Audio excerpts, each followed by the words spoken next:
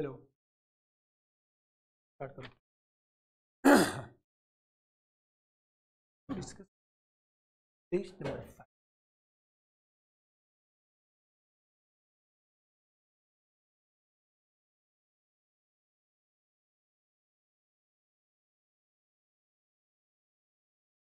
नीति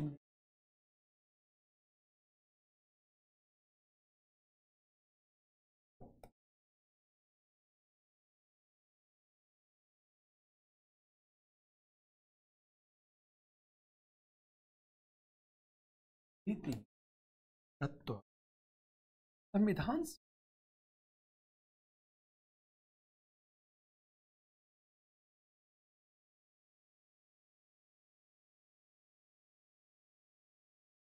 आदर्श को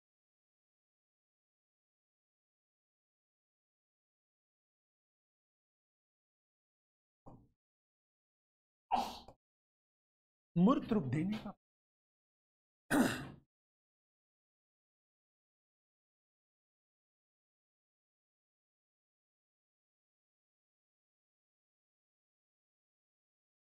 किंतु नीति निर्देशक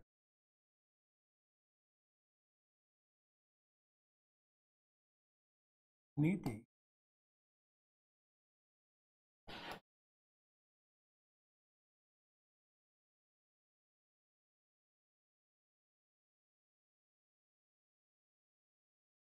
तत्व के समक्ष चुनौतियां विद्यमान।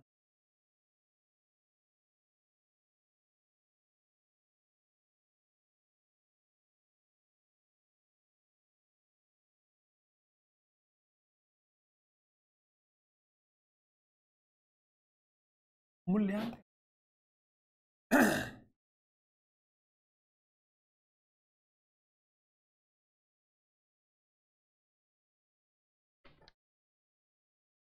इस प्रश्न को देखो आप। प्रश्न ये है, नीति निर्देशक तत्व संविधान सभा के आदर्श को मूर्त रूप देने का प्रयास।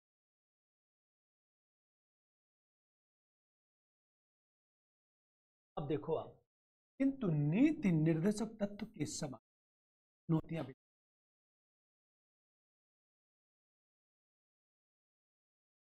यहां 10 वर्ड्स है मूल्यांकन। मान लिया जाए मूल्यांकन शब्द केवल विवेचना शब्द होता या स्पष्टीकरण। प्रश्न स्ट्रेट फॉरवर्ड। यदि विवेचना शब्द हो हम लोग क्या करते, हम पहले ये प्रूफ करते कि मान लिया जाए एक छोटा सा वर्ड, ये मैं विवेचना की बात कर रहा हूं। अभी स्ट्रेट फॉरवर्ड क्वेश्चन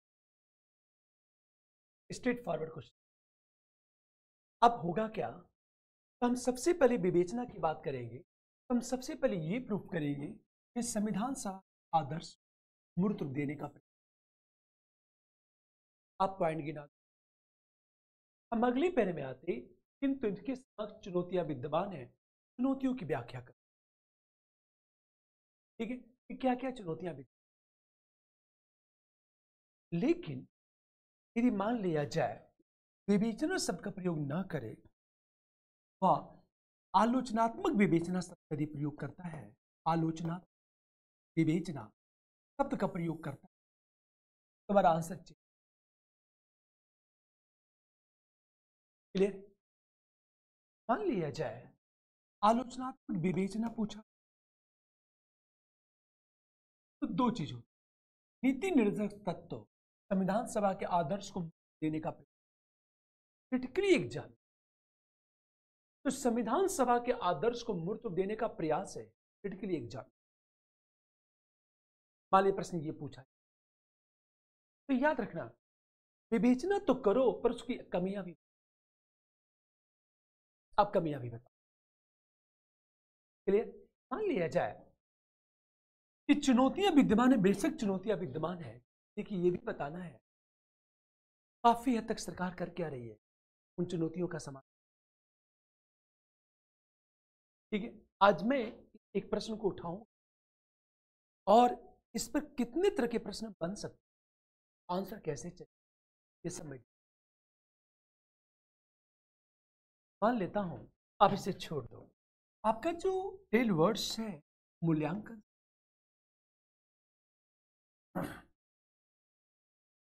जो टेल वर्ड्स है ये मूल्यांकन। अब हमारा आंसर कैसे चले? हम सबसे पहले हम इंट्रोडक्शन की अब बात करेंगे कि नीति निर्देशक जो तत्व है, सामाजिक क्रांति आर्थिक लोकतंत्र का आधार है। नीति निर्देशक तत्व सामाजिक क्रांति एवं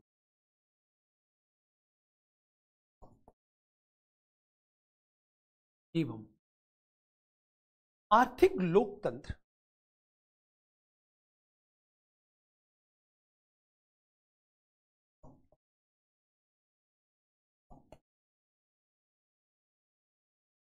की स्थापना में सहायक होने के साथ स्थापना में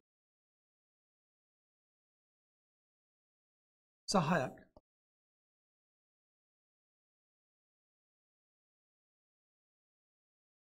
होने के साथ कल्याणकारी राज्य की अवधारणा को मजबूत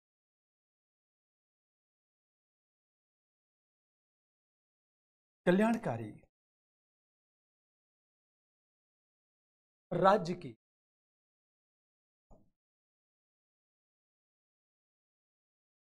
अवधारणा को मजबूत करता है।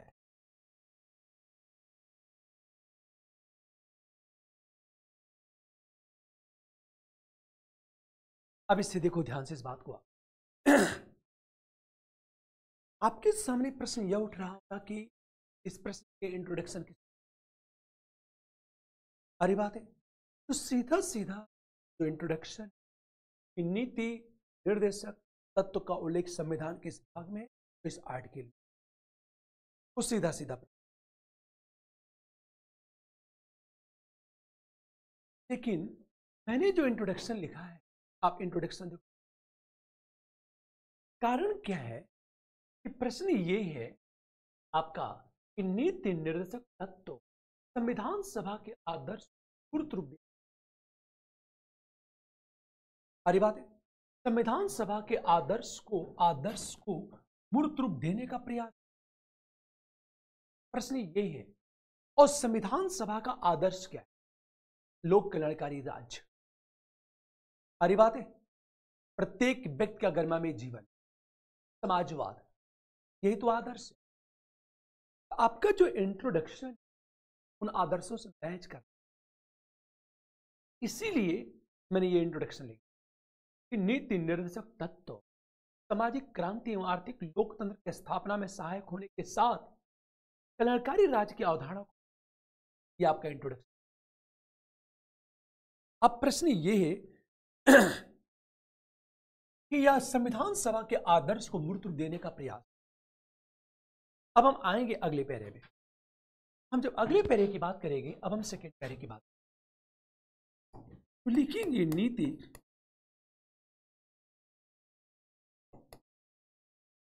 निर्देशक तत्व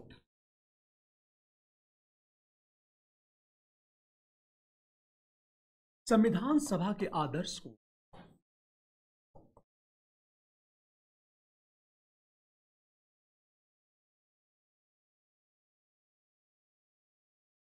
मूर्त रूप देने का प्रयास है।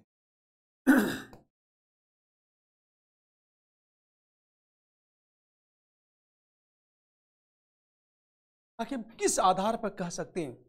जैसे अच्छा, आपको करना क्या है इस प्रश्न में? जब इसका आंसर लिखोगे आप,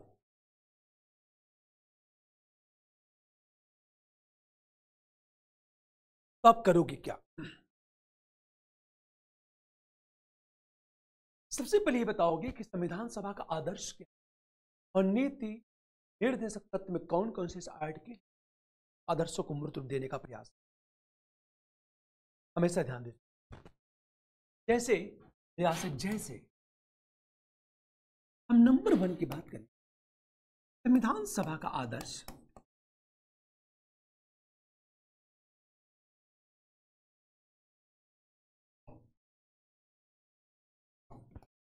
सामाजिक एवं आर्थिक न्याय की स्थापना करना।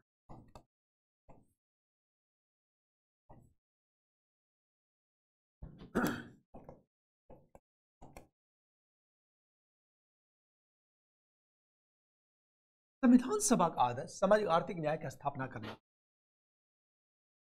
और नीति निर्देशक तत्व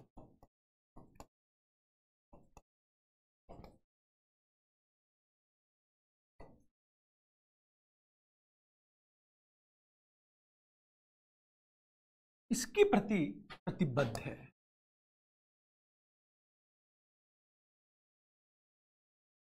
जैसे, अब ध्यान से सुनना, हम जैसे की बात करें,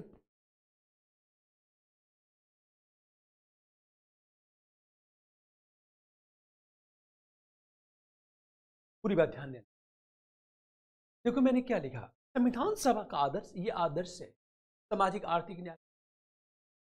लेकिन प्रश्न ये है कि नीति निर्देशक तत्व संविधान सभा के आदर्शों को मूर्त, तो पहले ये बताओगे आप कि संविधान सभा का आदर्श और किस आधार पर कह सकते कि नीति निर्देशक तत्व उन आदर्शों के प्रति।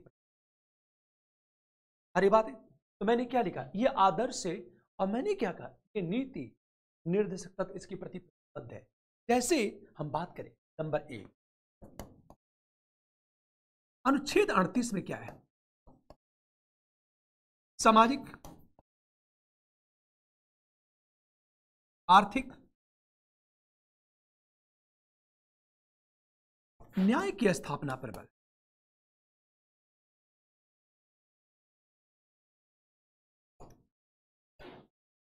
तथा राज्य का कर्तव्य है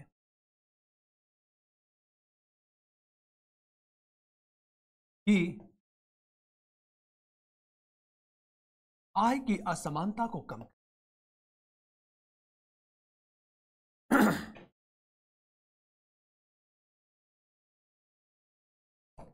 अब इससे देखो, आप अनुच्छेद 38 की बात करें, एग्जाम्पल के साथ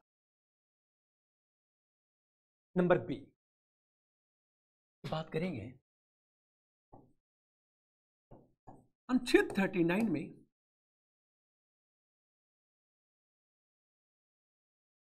समान कार्य के लिए समान वेतन,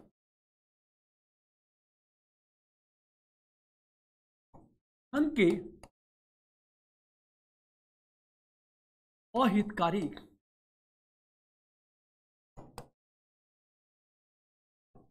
संकेंद्रण पर रोक,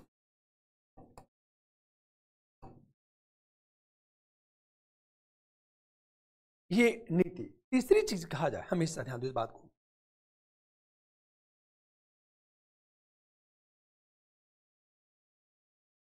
नंबर 2, ये बातें सामाजिक आर्थिक न्याय सारी बात। और एक चीज हम बात करें हमेशा, नंबर 2 की बात करें, संविधान सभा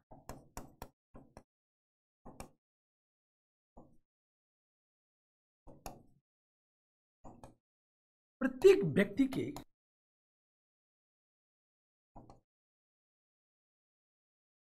गरिमा पर बल देता है।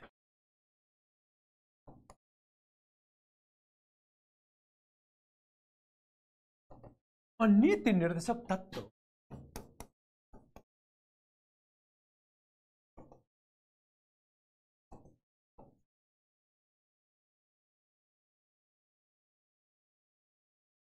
माध्यम से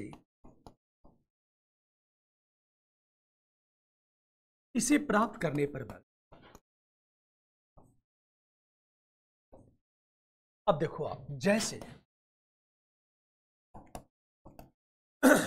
एग्जाम्पल की जब बात करेंगे, अनुच्छेद 41 क्या कहता है, ये गरिमा में जीवन की बात करता है हमेशा। अनुच्छेद नंबर 1, अनुच्छेद 41 में काम एवं लोक सहायता परबल तथा अनुच्छेद 42 में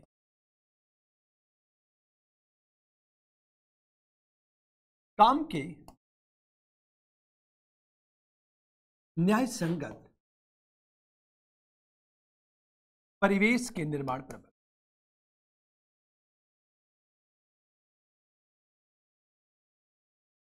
यह नंबर एक की बात, क्योंकि जब तक काम के न्याय संगत परिवेश का निर्माण नहीं होगा, कर्मचारियों का गरिमा में जीवन सुरक्षित नहीं। हमेशा ध्यान दो इस बात। सारी बात है। नंबर बी की बात करें हम लोग, अनुच्छेद 45 में निःशुल्क शिक्षा।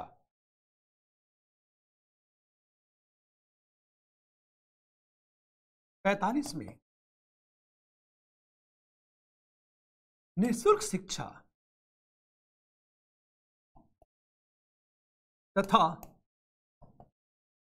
अनुच्छेद 47 में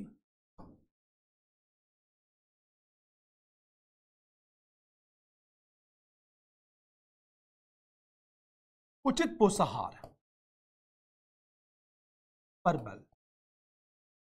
अब देखो, जब 45 में लोगों को निःशुल्क शिक्षा दी जाएगी तो लोग शिक्षित, और जब शिक्षित होंगे तो उनका गरिमा में जीवन सुरक्षित होगा। अच्छा, गरिमा में जीवन के लिए क्या भूखमरी से मुक्त होना जरूरी भी है? अनुच्छेद जो 47 है वो भूखमरी को दूर करने पर बल, कुपोषण को दूर करने पर बल दे। अब कुपोषण तभी दूर होगा जब उचित पोषाहार स्तर पर बल दिया जाए। अरे बात है। नंबर 3 की बात करें,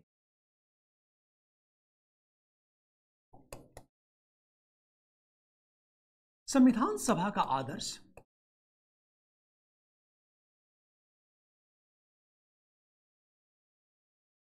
मजबूत लोकतंत्र एवं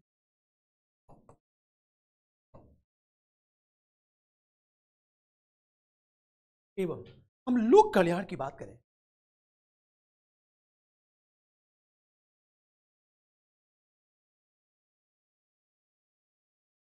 समाज कल्याण है और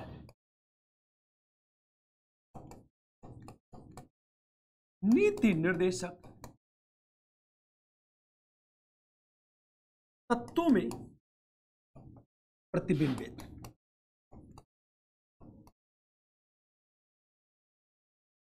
अब फिर मैं कहना चाहता हूं, तत्वों में प्रतिबिंबित अनुच्छेद 40 में पंचायतों का गठन, 44 समान नागरिक संघ, जैसे अनुच्छेद 40 में पंचायतों का प्रावधान,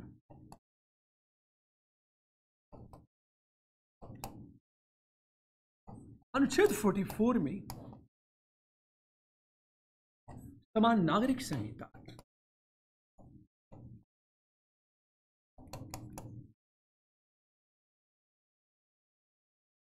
हम बल की बात करें। नंबर बी की बात करें हम लोग, हमेशा 46 में दुर्बल वर्ग की सहायता,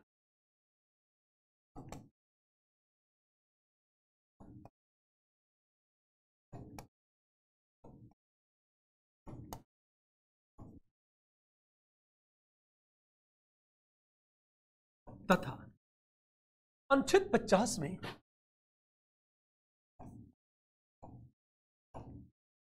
कार्यपालिका और न्यायपालिका के पृथक्करण।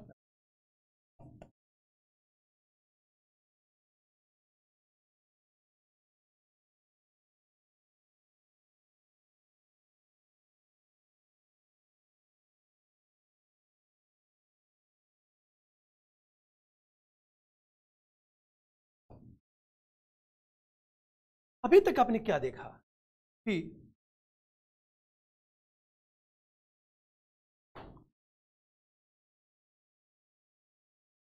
संविधान सभा का जो आदर्श है वो नीति निर्देशक तत्व में कैसे प्रतिबिंबित होता है।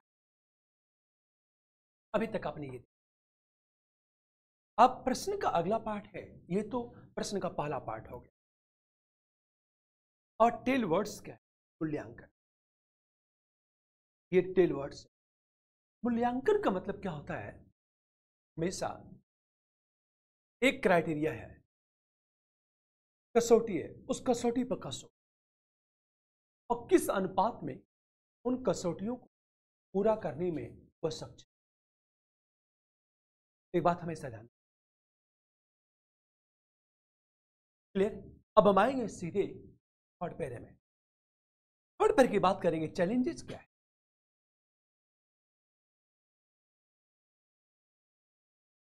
परंतु नीति निर्देशक तत्व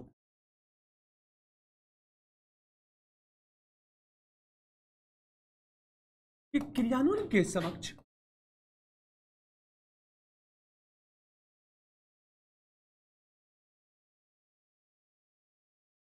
चुनौतियां भी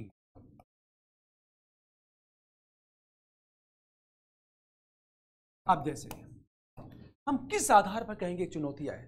नंबर 1, अनुच्छेद 41, 42, 45, 46 का क्रियान्वयन करने के लिए पर्याप्त संसाधन क्या? अनुच्छेद 41, 42, 45, 46 का क्रियान्वयन कराने के लिए पर्याप्त संसाधन की आवश्यकता है।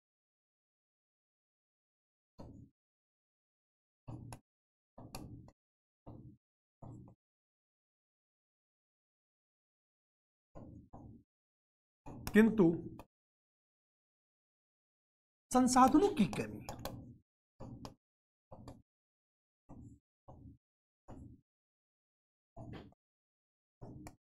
अच्छी कोई बात, कई बार कैसे विद्यार्थी के मन में प्रश्न उठेगा कि अनुच्छेद 41, 42, 45, 46 के बारे में बताना जिसमें है क्या? मेरा व्यक्तिगत विचार यह है कि बारे में बताने की कोई आवश्यकता, क्योंकि एग्जामिनर जानता है 41 में न तो हमारे पास हमेशा। दूसरी चीज बात करें, नंबर बी, वर्तमान पूंजीवादी व्यवस्था में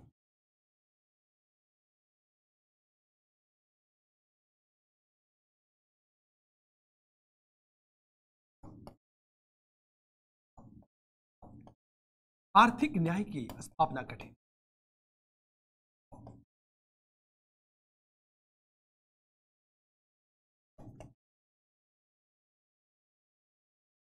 ये पूंजीवादी व्यवस्था में ये चुनौती है यार, क्योंकि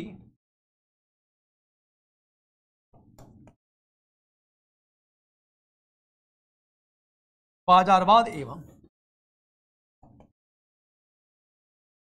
निजी क्षेत्र प्रभावी,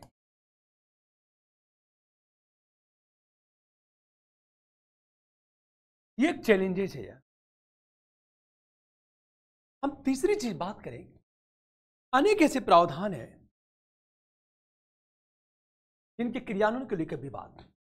नंबर सी, अनेक ऐसे प्रावधान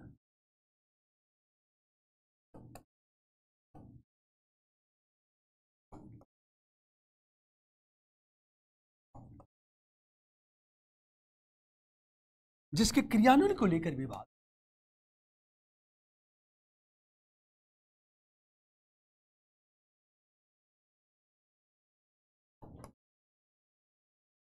लेकर विवाद जैसे जैसे की बात करेंगे, फर्स्ट अनुच्छेद 44 समान नागरिक संहिता,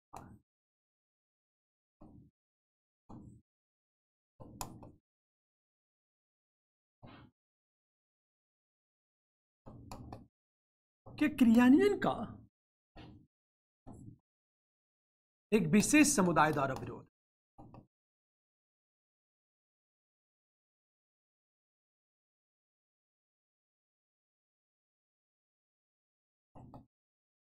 पहली बात। दूसरी चीज कहा जाए, औद्योगिकरण के युग में पर्यावरण संरक्षण का,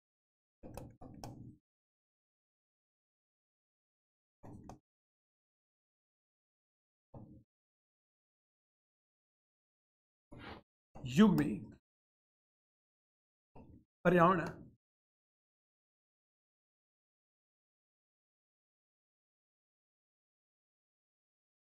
संरक्षण कठिन। हमेशा ध्यान दो इस बात को।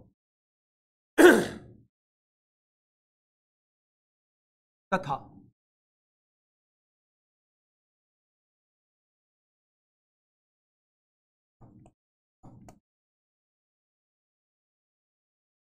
आर्थिक विकास पर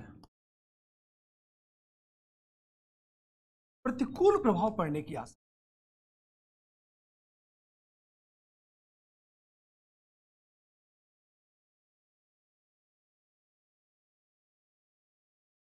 यह आशंका है। चुनौतियां क्या है? अरे बात है, अगली से देखा होगा कि अनुच्छेद 43 क्या है।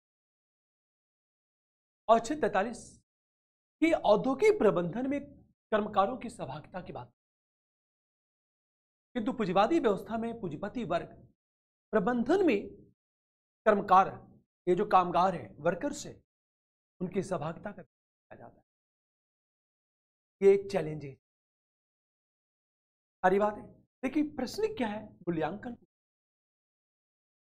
अरे बात है, तो चुनौतियां तो है, फिर भी राजनीतिक प्रतिबद्धता से अनेक का क्रिया। फोर्थ पैरा,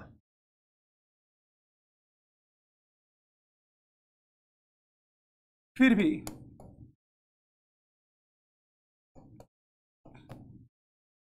राजनीतिक एवं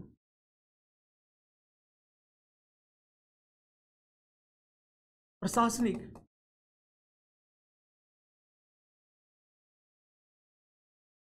प्रतिबद्धता के कारण अनेक प्रावधानों का क्रियान्वयन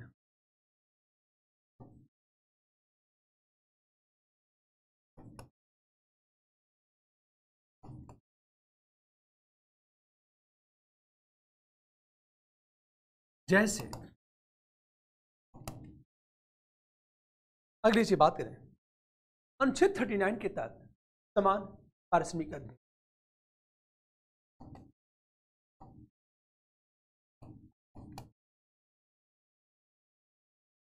क्रियान्वयन के लिए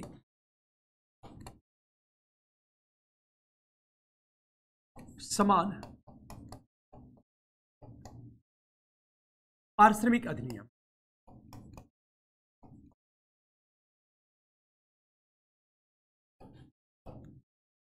पहली चीज। दूसरी चीज, लोक सहायता के लिए लोक कल्याणकारी योजना पर बल।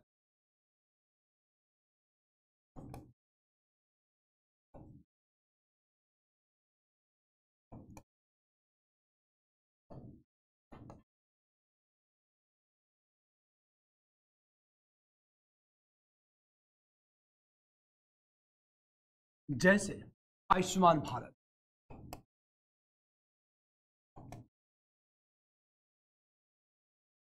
वृद्धावस्था पेंशन योजना,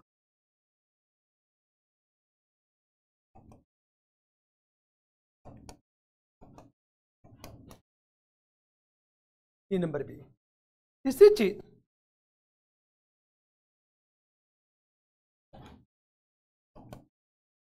अनुच्छेद 45 का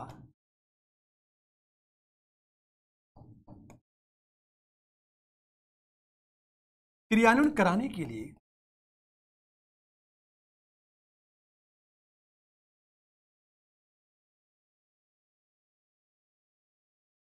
अनिवार्य शिक्षा विधेयक,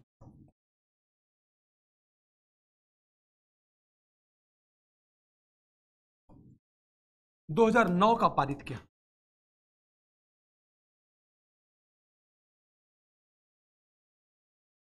अंत में बात करें, अनेक राज्यों में शराब निषेध कानून का लागू।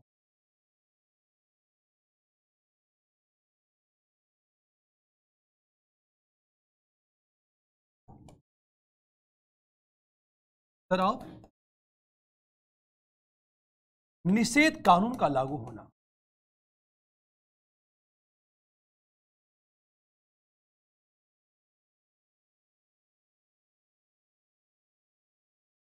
ये बात है आपने कर। अरे बात है, ये सारी बातें करने के बाद अब आएंगे हम लोग। अब देखो, हम जब निष्कर्ष की बात करेंगे तो पांचवा पैरा आएगा और निष्कर्ष की बात करेंगे। तो निष्कर्ष में क्या होगा, हम थोड़ा सुझाव रूप में लिखेंगे। वस्तुतः आदर्श को मूर्त रूप देने के लिए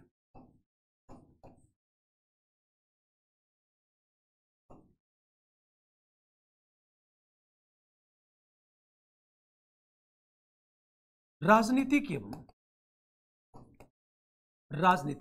एवं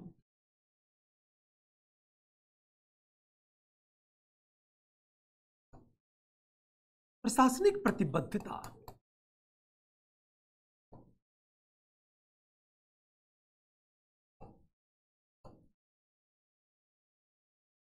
प्रशासनिक प्रतिबद्धता के साथ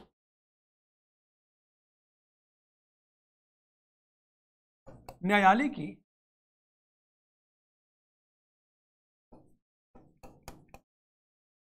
सीमित सक्रियता आवश्यक।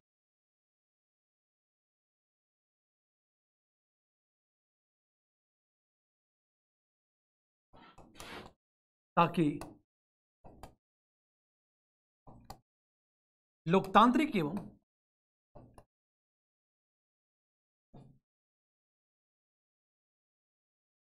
कल्याणकारी राज्य की अवधारणा मजबूत।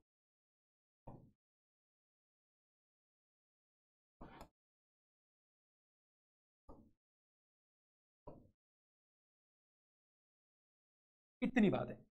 अब एक प्रश्न ये उठा कि ठीक है, राजनीति को प्रशासनिक प्रतिबद्धता तो कॉमन वर्ड से है, मैंने न्यायालय की सीमित सक्रियता सबका। कई बार लगेगा कि यार पूरे इंडिया में न्यायिक सक्रियता का विरोध हो रहा है, अब मैं निष्कर्ष में लिख रहा हूं सीमित सक्रियता। सीमित सक्रियता सबका प्रयोग क्यों किया गया? कारण क्या है कि हाल में सुप्रीम कोर्ट के अनेक ऐसे डिसीजन है जो सरकार को दिशा निर्देश दे रहे हैं, और उस डिसीजन का एकमात्र उद्देश्य यह है कि संविधान और लोकतंत्र की आत्मा जीवित।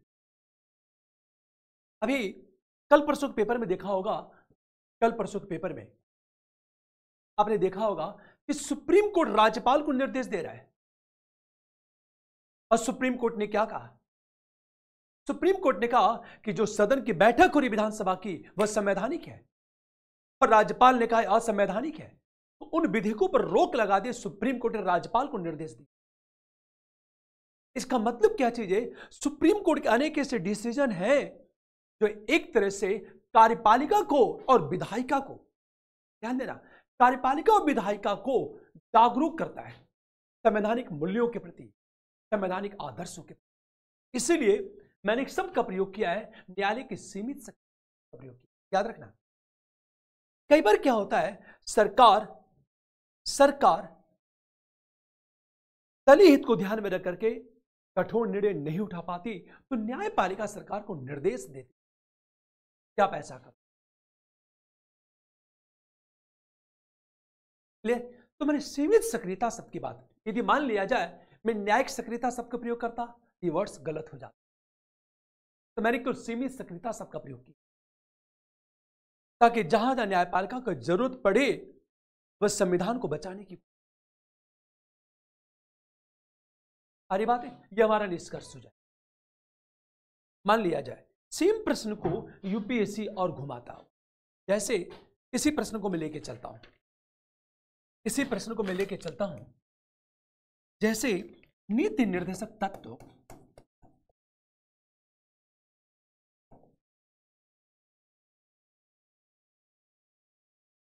संविधान सभा के आदर्श को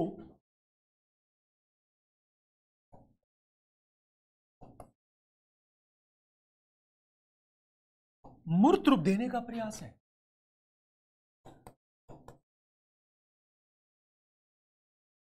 मूर्त रूप देने का प्रयास है, किंतु नीति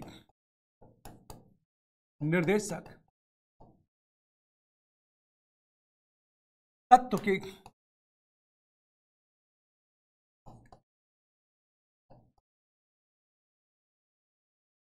क्रियान्वयन के समक्ष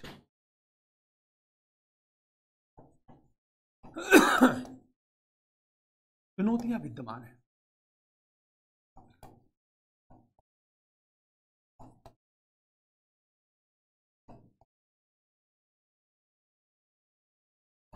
ये प्रश्न होता और मूल्यांकन शब्द का प्रयोग न होकर के आलोचनात्मक मूल्यांकन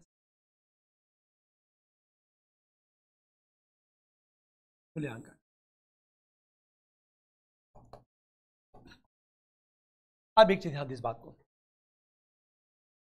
यदि क्रिटिकली इवेल्युएशन शब्द प्रयोग होता तुम्हारा आंसर, अब आंसर कैसे चले?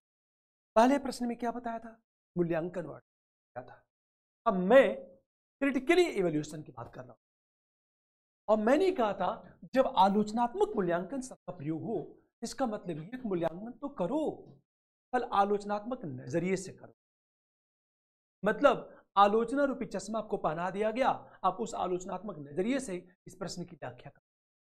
जैसे पहले जब डिबेट होता था या भी होता है, आपने देखा होगा इस टॉपिक में पक्ष और विपक्ष दो, कुछ लोग पक्ष में बोलते हैं, कुछ लोग विपक्ष। तो जो विपक्ष में बोलेगा वह केवल और केवल आलोचना करेगा, उसके विरोध में अपनी बातें रखेगा, और पक्ष में जो बोलेगा उसके समर्थन में। यही प्रश्न, जब क्रिटिकली इवेल्युएशन की बात की जाए, आलोचनात्मक मूल्यांकन की बात की जाए, तो आपका आलोचनात्मक पक्ष बहुत ज्यादा हाईलाइट, ध्यान देना। लेकिन अब इस प्रश्न को केवल मैं हिंट कर रहा हूं कैसे चलेगा। मान लिया जाए अब सबसे पहले आप इंट्रोडक्शन की बात कर दो, और जब इंट्रोडक्शन की बात करोगे आप तो सेम इंट्रोडक्शन लिख दो। आप सेम इंट्रोडक्शन क्यों? क्योंकि संविधान सभा के आदर्श को देने का प्रयास, अरे बात है, संविधान सभा के आदर्श को मूर्त रूप देने का प्रयास है। अब इसे ध्यान से सुनिए, क्लियर? सेकेंड पैरा में जब आओगे तो सेकेंड पैरा में ये बता चुका हूं मूर्त रूप देने का प्रयास है, पर इसकी आलोचना कर, अरे बात है। आज जब आलोचना की बात करोगे तो थोड़ा समय पीछे लौट रहा हूं, देखो आप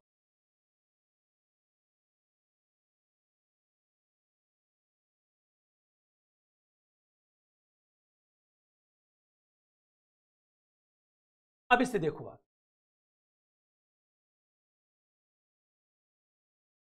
मैं इसे लेके चल, आदर्श को मूर्त रूप देने का प्रयास है, ये देखा आपने। अब करना क्या है, ये जो सारे पॉइंट हैं, एक स्टूडेंट गलती क्या करेगा, इन्हीं सारे बिंदु का उल्लेख, मैं बार बार कहता हूं कि मूल्यांकन है, ये मैंने मूल्यांकन किया, पर यदि क्रिटिकली इवैल्यूएशन पूछा जाए, आलोचनात्मक मूल्यांकन पूछा जाए, तो सारे पॉइंट नहीं आएंगे।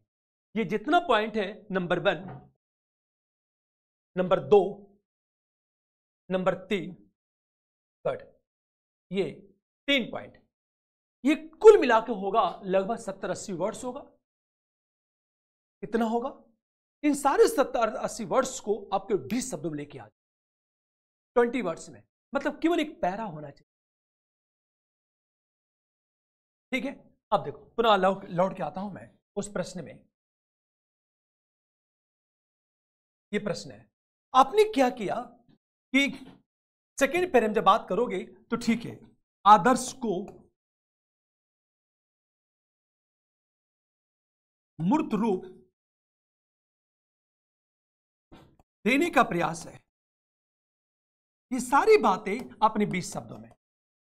तो इतनी बातें करनी है कि संविधान सभा के सदस्य का आदर्श क्या था?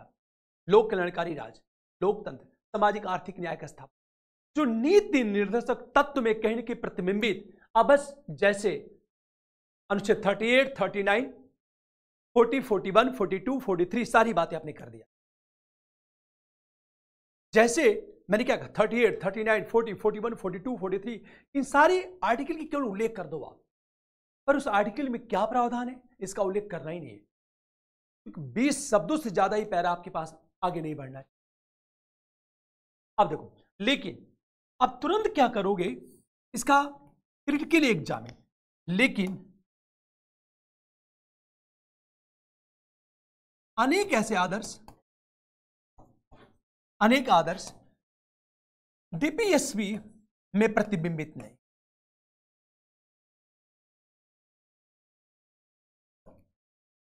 अनेक ऐसे आदर्श हैं जो डीपीएसपी में प्रतिबिंबित नहीं है। फॉर एग्जाम्पल, जैसे एग्जाम्पल की जब बात करेंगे, स्वतंत्रता, आपने देखा होगा विचार एवं अभिव्यक्ति की स्वतंत्रता पर बहुत ज्यादा बल दिया गया।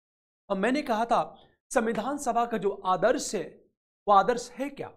प्रेमबल में जितनी बातें उल्लिखित हैं वे सब की सब संविधान सभा का आदर्श है, वही उनकी फिलॉसफी है, और जो फिलॉसफी है वही आदर्श है, आइडियल है। अब सोचो, क्या नीति निर्देशक तत्व में फ्रीडम की बात की गई है, स्वतंत्रता की बात की गई है, और स्वतंत्रता को मूर्त रूप देने के लिए मौलिक अधिकारों का विस्तार जरूरी है। मौलिक अधिकारों, जैसे मैंने क्या कहा, अनुच्छेद 19 की बात कर लो, सारी बातें यह स्वतंत्रता को सबसे ज्यादा महत्व दे। हम बात करें स्वतंत्रता की बात। दूसरी, स्वतंत्रता में क्या हो रहा है, तो आपने देखा होगा प्रेमबल में क्या लिखा है, प्रेमबल में लिखा है सीधे धर्म उपासना की बात, जिसका उल्लेख अनुच्छेद 25 से लेकर 28 में है, और इसकी बातें आपकी नीति निर्देशक तत्व में नहीं है। क्लियर? तीसरी चीज, आपने एक चीज देखा होगा कि हमारे प्रेमबल में क्या कहा गया है, हम भारत को संपूर्ण प्रभुत्व संपन्न समाजवादी पंथ निरपेक्ष लोकतांत्रिक गणराज्य, यह आदर्श है हमारा। अरे बातें, और पंथ जो निरपेक्षता है उसकी बात कहीं भी नीति निर्देशक तत्व में नहीं है। वो कहां है? मौलिक अधिकारों में अनुच्छेद 25 की बात करें। जिस लोकतांत्रिक गणराज्य की बात की गई है ना, लोकतांत्रिक गणराज्य, और लोकतांत्रिक गणराज्य को मजबूत करने के लिए मौलिक अधिकारों का विस्तार जरूरी है। और लोकतांत्रिक गणराज्य के लिए विधि का शासन चाहिए, और विधि के शासन के बाद अनुच्छेद 14 में की गई सभी तरह के भेदभाव का निषेध चाहिए, जिसका उल्लेख अनुच्छेद 15, 16 में की गई है। छुआछूत के उन्मूलन जरूरी है, जिसका उल्लेख 17 में की गई। अब एक चीज सोचो आप, क्योंकि लोकतांत्रिक गणराज्य को मजबूत कर, अरे बात है। अब एक बात हमेशा, यही नहीं बल्कि अवसर की समानता पर बल दिया गया। अवसर की समानता, और अवसर की समानता को मजबूत कौन करता है? मौलिक अधिकार। क्योंकि अवसर की समानता को मूर्त रूप देने के लिए रिजर्वेशन की वकालत की जाती है, और रिजर्वेशन को सोशल इंजीनियरिंग कहा जाता है, सामाजिक अभियांत्रिकी कहा जाता है। ये सारी बातें मेरी आ जाएंगी। मतलब ये बताना आपको, ये सारी बातें 70 से 80 वर्ष में बताना, 20 शब्दों में आपने ये बता दिया। लेकिन प्रश्न का अगला पार्ट है चुनौतियां विद्यमान है। जब चुनौतियों की बात करोगे ना, तब थर्ड पैरे में आओ, और जब थर्ड पैरे की बात करोगे आप, तो बेशक बताओ कि चुनौतियां विद्यमान है।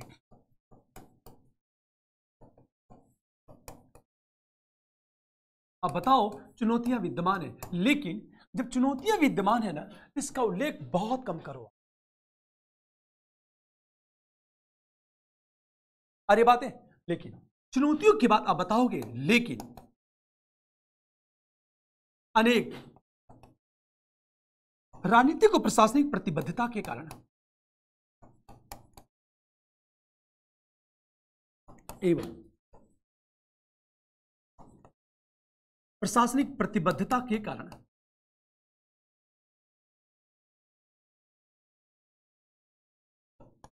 उन चुनौतियों का समाधान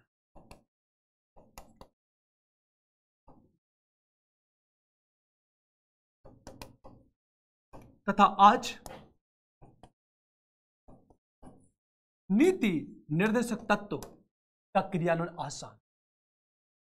अब किन किन का किया गया है, जब इसका उल्लेख करोगे मैं पीछे लौटता हूं। बट ये जितनी बातें हमने लिखी है ना, ये सारा मैं शॉर्टकट में लिख दिया। बहुत सारी योजनाएं चल, अब इसका उल्लेख कर, अरे बात है, अब उसका उल्लेख करो, ध्यान देना इस बात को। ये सारी चीजें कहने का मतलब ये कि आलोचनात्मक पक्ष आपका बहुत हाईलाइट हो। जब आलोचनात्मक मूल्यांकन क्लियर?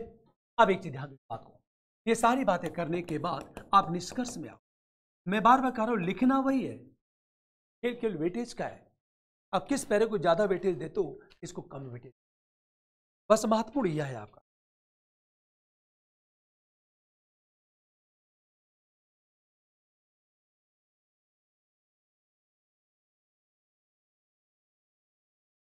बात समझ में आ गई?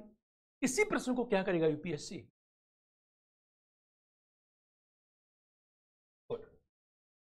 इस प्रश्न को देखो, मान लिया जाए ये शब्द ना हो,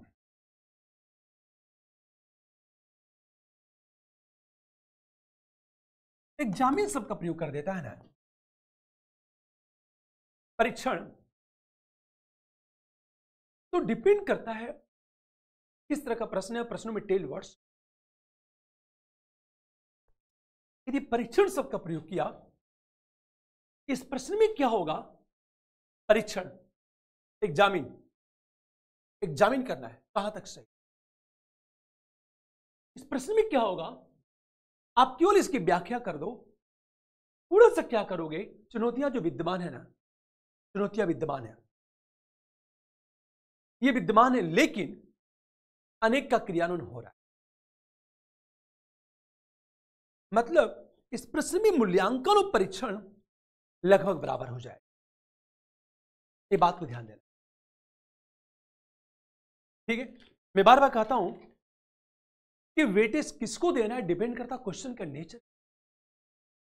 एक छोटा एग्जांपल हो, मान भगवान राम सही है, मूल्यांकन करें, यहां आलोचना नहीं करनी आप। मोहम्मद पैगंबर साहब एक बेहतर समाज सुधारक थे, यह आलोचना नहीं करनी है, क्योंकि वो आइडियल पर्सन है।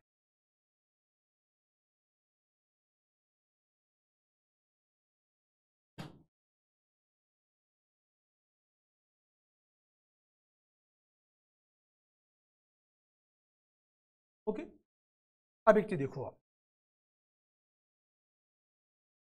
सेम प्रश्न को यूपीएससी कैसे पूछेगा।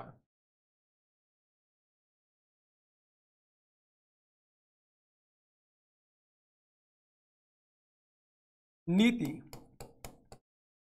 निर्देशक तत्व,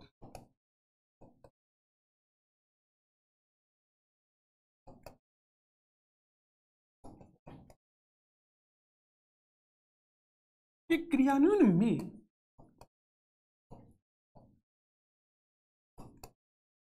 राजनीतिक एवं प्रशासनिक प्रतिबद्धता की कमी दिखती है।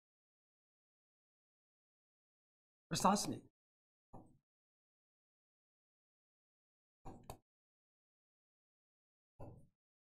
प्रतिबद्धता की कमी दिखती है।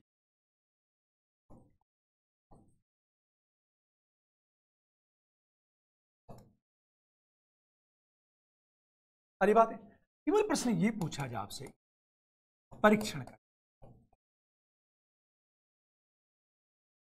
अब यहां जब परीक्षण करोगे ना, तो थोड़ा सा आंसर आपका, नीति निर्देशक तत्वों के क्रियान्वयन में राजनीतिक और प्रशासनिक प्रतिबद्धता की कमी दिखती। अब आपका जो इंट्रोडक्शन चलेगा, यहां इंट्रोडक्शन क्या करना आपको, आप ये बताओ कि संविधान के किस भाग में, तो दो बातें करोगे आप।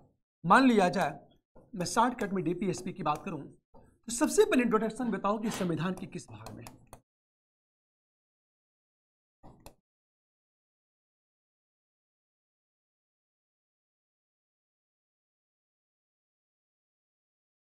अरे बात है। अब दूसरी चीज,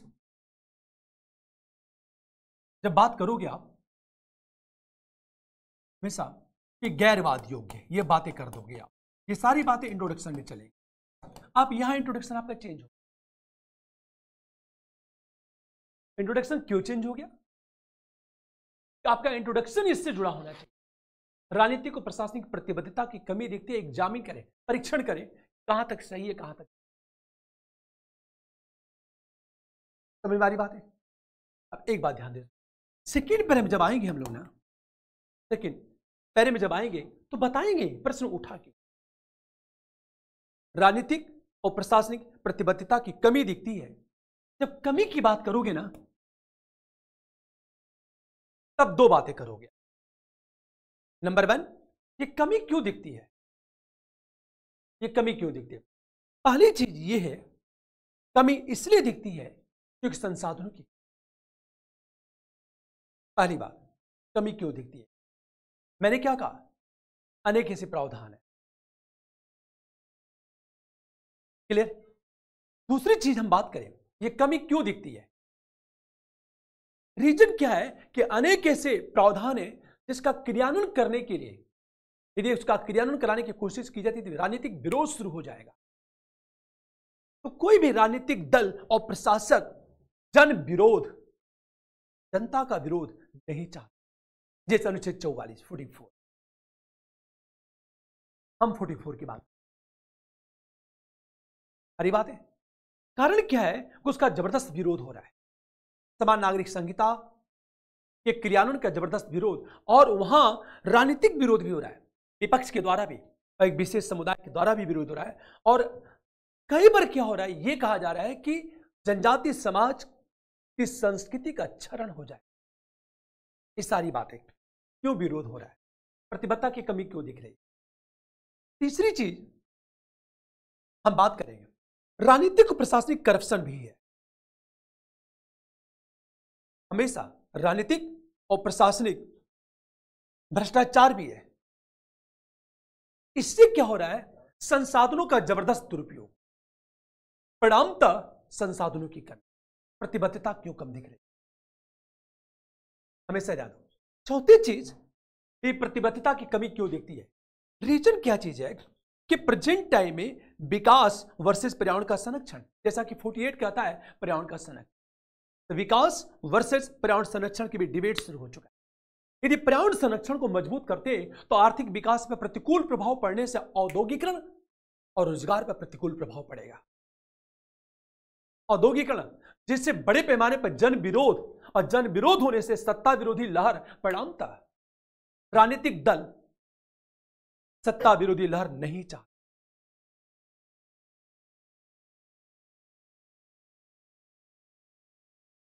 सारी बात है, हमेशा ध्यान दो इस बात को।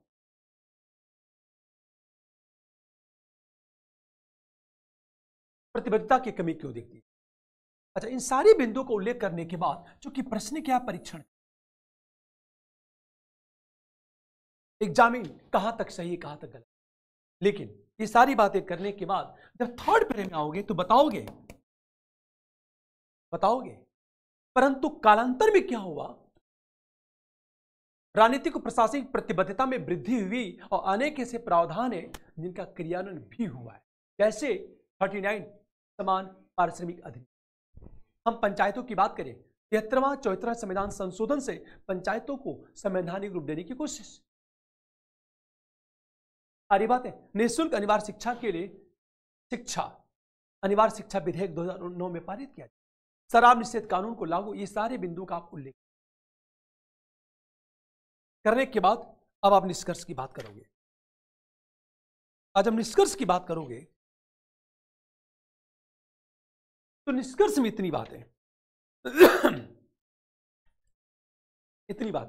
कि स्वतंत्रता के बाद परिस्थितियों के कारण, विपरीत परिस्थितियों के कारण राजनीतिक प्रतिबद्धता में कमी देखी, लेकिन प्रेजेंट टाइम में आर्थिक विकास के कारण इसके क्रियान्वयन के प्रति राजनीतिक और प्रशासनिक प्रतिबद्धता में निरंतर वृद्धि भी हो रही।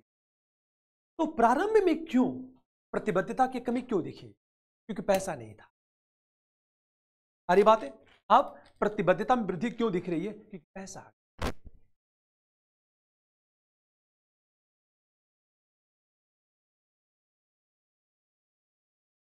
अगला क्वेश्चन देखो आप,